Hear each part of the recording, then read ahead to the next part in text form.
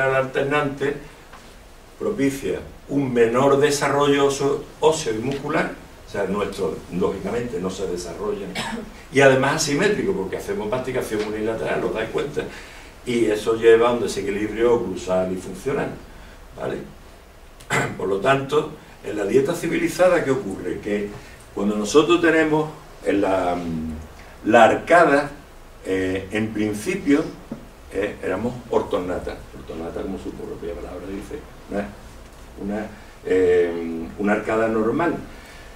Al no masticar, al no desarrollar, pues todo el sector anterior empieza a crecer un centimetrito, unos cuantos hacia atrás.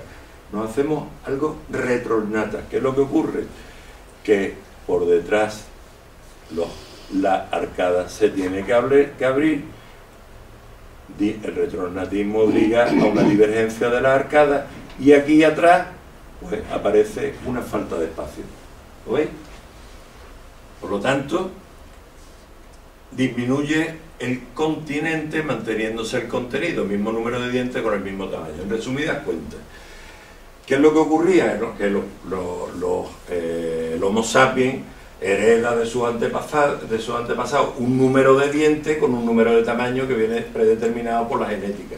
Sin embargo, la función no la hereda, o sea, heredamos la capacidad de que el hueso alveolar y detrás el basal se desarrolle en base al esfuerzo masticatorio que no hacemos. ¿Os dais cuenta?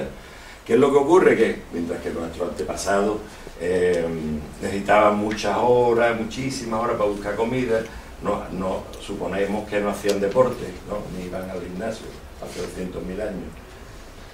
Nosotros hacemos deporte, hacemos algunos, yo no, como estáis viendo, pero algunos van al gimnasio para suplir esa cantidad de esfuerzo que nos hacían entonces, pero la boca no. La boca cada vez comemos más blando y no nos preocupamos en desarrollarla. Cada vez la comida es más blanda, cada vez, ahora hasta el pan Bimbo le cortamos la corteza, ¿sabéis? ¿Os estáis dando cuenta? Todo blandito, devolvemos el filete, protestamos, y que ve la carne tan dura que me diste ayer. A los niños cada vez le atrasamos más el momento en que tienen que masticar duro, no se vayan a ahogar, no se vayan, y todo es contra el yogur sin trocitos, todo blandito titulado. ¿Os dais cuenta? Bien. Por lo tanto, sumamos ahora a la falta de espacio que ya teníamos por la evolución, o sea, a un cráneo facial disminuido, sumamos la falta de desarrollo sociofuncional, el desequilibrio oclusal, la falta de espacio posterior que nos viene por la dieta civilizada, ¿os dais cuenta? Y a esto pues disminuye aún más el espacio que tenemos aquí atrás. ¿Veis? Y estos son los efectos, ahí lo tenéis, los efectos de la dieta, de la masticación unilateral no alternante. Os pondré en la derecha y en la izquierda para que más o menos lo empezáis a identificar. Lo vais a ver enseguida en los pacientes. Fijaros, por ejemplo, esta, que es masticación derecha no alternante derecha, o sea, mastica por este lado, veis cómo, por lo pronto, ¿veis la línea media inferior? Donde la tenemos, al mismo lado, ¿veis? De la masticación preferente. Esta persona hace masticación unilateral derecha preferente, no alternante, solo por la derecha. Os vais centrando en eso, ¿no? Por lo pronto, en mi arcada, la rama mandibular del mismo lado de la masticación es más corta por el lado de la masticación que por la de no masticación habitual. ¿Veis eso? Algunas veces se ve, lo vais a ver incluso sin necesidad de abrir la boca. Veis a una persona de frente y veis que tiene una ligera asimetría facial que se ve desde fuera. Y tú dices, bueno, tiene esta ramita, esto es más cortito de aquí que de aquí. Y tú dices, mastica por el lado de la rama más corta, ¿veis? Y ese es un dato que investigó el doctor Larena durante 2 años, os lo digo, no viene aquí, pero lo digo para que lo comprobéis también. Empezamos a masticar por el lado por donde dormimos, ¿vale? Los niños empiezan a masticar por el lado por donde duermen. Lo podéis comprobar, nosotros lo hemos comprobado, no lo queremos que os lo creáis, sino que lo comprobéis. Veréis como todos los niños, sobre todo porque hacen algunas veces mordida cruzada por el lado de por donde duermen, o sea que vais a ver. El lado de la mandíbula más cortita, que lo veréis, algunas veces se ve en la radiografía, pero simplemente cerrando en habitual o en céntrica si la lleváis, veis que la rama es más cortita. Siguiente. En el lado de balanceo, fijaros lo que ocurre. Cuando nosotros desviamos la mandíbula al lado contrario, o sea, al lado contrario de la masticación habitual, fijaros la disclusión que se produce aquí, tremenda, ¿lo veis? Mientras que cuando hacemos la lateralidad al lado habitual, fijaros cómo no hay discusión, porque el canino este está muchísimo más alto que este. Otro dato, ¿veis? Siguiente. Luego, ¿qué es lo que vemos? Fijaros, en el lado de este lado derecho, el canino muchísimo más alto que aquí, el molar muchísimo más alto que aquí lo veis, este más alto, aquí más alto, ¿veis? Mira, una lateralidad y la otra lateralidad. ¿Os vais dando cuenta de cómo funciona esto? Ahora vamos a ver el contrario. Bueno, este es el perfil, ¿veis? Aquí el canino del lado habitual, ¿veis? Habitualmente nos encontramos una cruzada por el lado habitual de masticación, una cruzada porque suele coincidir con el lado donde dormimos, y sobre todo si metemos la mano debajo, se nos produce una cruzada que no es por herencia, o sea, no es decir, es que mi padre tenía cruzada también, no, tu padre dormía por ese lado y tú duermes por este lado y por eso la tiene cruzada. Comprobarlo, ¿vale? Eso. Fijaros, cada vez que haya una persona, cuando veáis un paciente con una mordida cruzada, a ver tú por dónde duermes, por aquí. Que mete la mano debajo, o hace un lío con la almohada, o te metes, lo vais a comprobar, ¿vale? Y además, perdona, a ver el anterior, y además, en el lado de trabajo, nos encontramos con una mesio, o sea, con una clase 2 de Angle, ¿vale? En el lado de trabajo, si tú tienes una persona que tiene, vamos a hablar de clase 2, en un lado una clase 2 unilateral, o en un lado siempre está más en clase 2 que en el otro. El lado donde esté más en mesio, o sea, es decir, el molar inferior más hacia adelante, más en mesio, por lo tanto más en clase 2, lo estoy diciendo al revés, que sí, justo, vale, pues darle la vuelta, porque lo he dicho antes. Donde esté más en clase 2 es el lado de trabajo, lo veis, ¿no? Está en vuestra hojita, lo tenéis ahí apuntado, ¿vale? Y ahora, siguiente, bueno, también en el cóndilo se ve, ¿vale? Pero, bien, esto lo veréis alguna vez en la radiografía. Estos son las trayectorias condilias, lo que pasa que, esto lo dijo Plana, pero nosotros hemos observado que las trayectorias condilias no dependen de la eminencia, sino de la guía canina, ¿vale? Lo dejamos ahí, venga.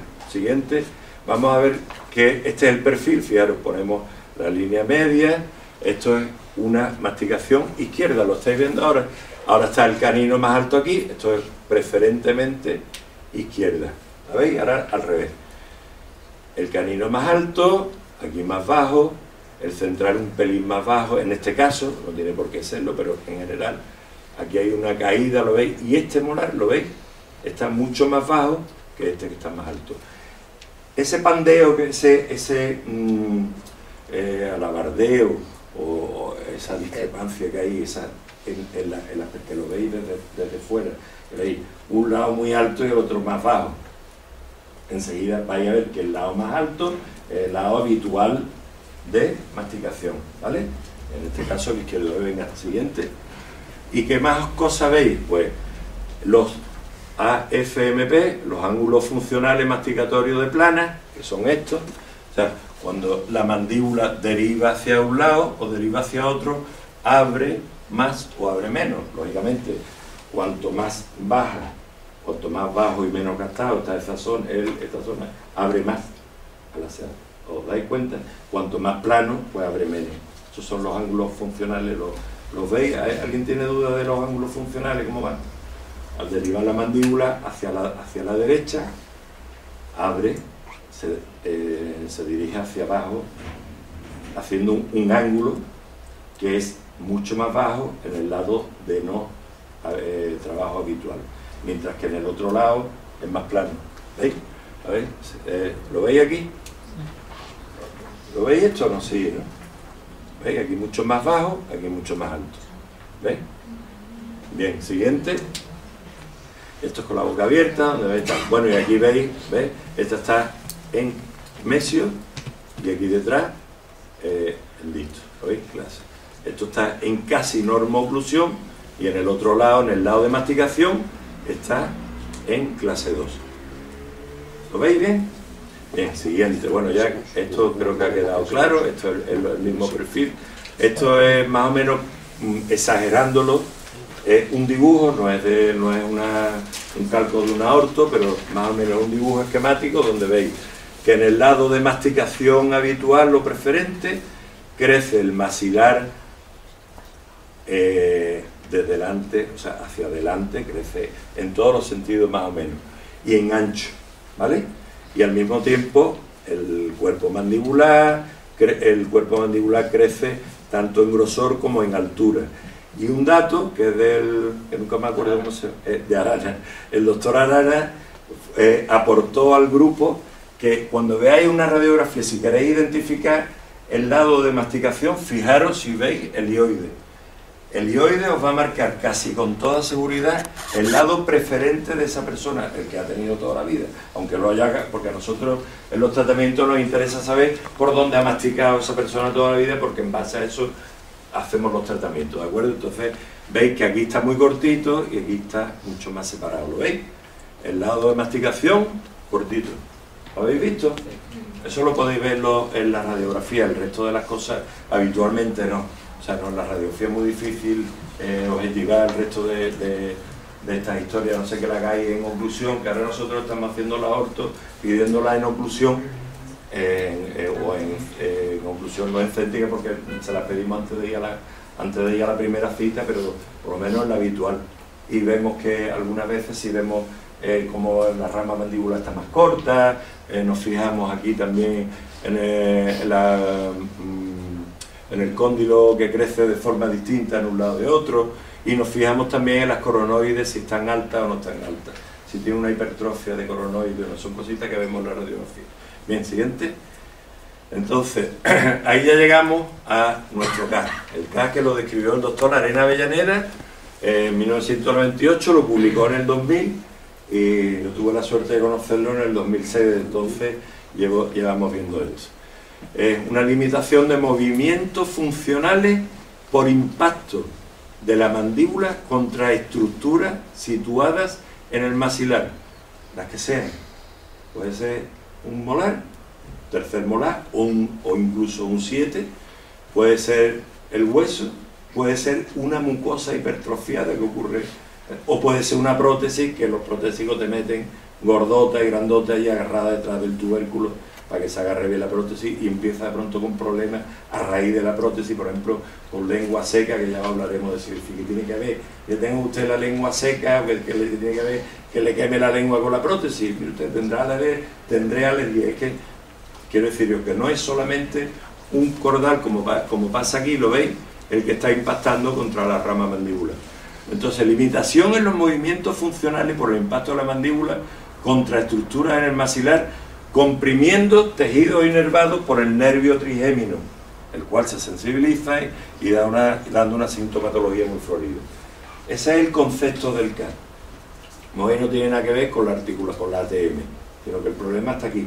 La ATM tiene sus movimientos limitados, pero es una sufridora del CAR, no es la causante de los problemas, ¿veis? O sea, la ATM algunas veces sufre los problemas de la masticación unilateral no alternante, de la falta de desarrollo, etcétera, pero no es la causante de los problemas en la mayoría de los casos. Bien, seguimos. ¿Cómo se hace el diagnóstico del CAR? Pues primero por la historia, evidentemente, no se le pregunta, oye, debéis de preguntar cuáles son, ¿qué? ¿Cuáles son lo que me estaba diciendo? Los síntomas más frecuentes pues, una persona que tiene cefalea, inestabilidad, mareo, vértigo, hipoacusia, acúfenos, si le preguntáis, ¿usted tiene esto, que nos cuesta trabajo? Veréis, y luego, si os dice que sí, pues miráis a ver si tiene un CAP. ¿Cómo se mira si tiene un CAP? Pues por la exploración primero. Miráis directamente, os asomáis a ver el espacio que hay, y después, que esto es lo más importante, que es a lo que queremos que vosotros salgáis de aquí, sabiendo cómo se hace esto. La palpación de la cara interna de la rama ascendente de la mandíbula es dolorosa en el CAP. ¿Cómo se explora un CAP? Ahora lo vamos a ver, y luego si queréis, me he traído aquí guantes para que vosotros aprendáis a hacer uno a lo otro. Si hay alguien que tiene alguna patología y quiere que la veamos, lo vamos a ver. Hay que meter el dedo de esta manera, con el pulpeo hacia afuera, no así, sino así, porque lo que vamos a palpar es la rama ascendente de la mandíbula, no el tubérculo. No vamos a palpar la muela, no nos interesa. Ese es el que impacta contra la mandíbula. ¿Veis? Entonces vamos a ver si la rama ascendente es o no dolorosa y si hay espacio o no lo hay. Ahí vais a observar una cosa que casi siempre es así. El lado de dormir habitual, si duerme sobre todo de lado, es el lado más doloroso. ¿Veis? Tú metes el dedo y dices, ¡ah! Y aquí, ¡ah!